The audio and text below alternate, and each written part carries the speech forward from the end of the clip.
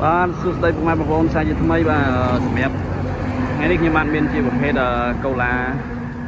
ឆ្នាំ94បងប្អូនណាបាទជាប្រភេទឡានស្អាតបាទតម្កាត់ចូលបានថ្មីបងប្អូនបាទយើងជន់ស្លាកនេះថ្មីបងប្អូនបាទឡៃខ្ពស់ទៀតហ្នឹងពីកតឹមបងប្អូនណាបាទហើយគុជខ្យងហើយយើងលេងស្តុបចងក៏លេងយ៉ាំក៏យើងលេងយ៉ាន់ហើយបិទអ៊ីណុកបិទហើយតទឹកអីយើងលេងអស់ហើយណាបងប្អូនបាទហើយបាទលុកសិននេះថ្មីក្នុងអីថ្មីបងប្អូនបាទនៅភ្លឹងបងប្អូនបាទជាងវាស្អាតណាអត់មានបាក់បែកមែនទេបាទសូម្បីតែស្នូបអីក៏នៅស្អាតដែរណាភ្លឹងបងប្អូនបាទនេះនៅបោះគេស៊ីនទាំងអស់បងប្អូនណាបាទបោះគេស៊ីនបាទវាកាវស៊ីហ្នឹងបងបាទតោះយើងទៅមើលឡុងសិនបន្តិច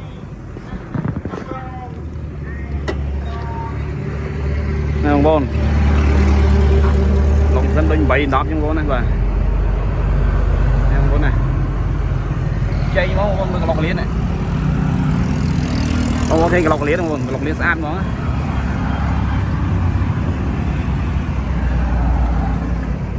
mấy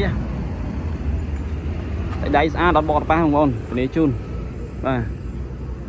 ម៉ាស៊ីនមកអបលេស្អាតឡានជិះស្រួលបងប្អូនឡាននេះអត់ឡើងកំណៅទេព្រោះខ្ញុំរត់សាក់ហើយបងប្អូនបាទពីកតាប់បងប្អូនបាទលេខស្អាតទៀតបងប្អូនបាទ90 44សបកក៏នៅស្អាតទេបងប្អូនបាទសបកក៏នៅស្អាតទេជ្រៅតែបងប្អូនទេបកនៅជ្រៅយ៉ាន់លេងរួចបាទស្អាតបងប្អូនបាទបងប្អូនមើលបាតលេងបងប្អូនមើលបាតលេងមើល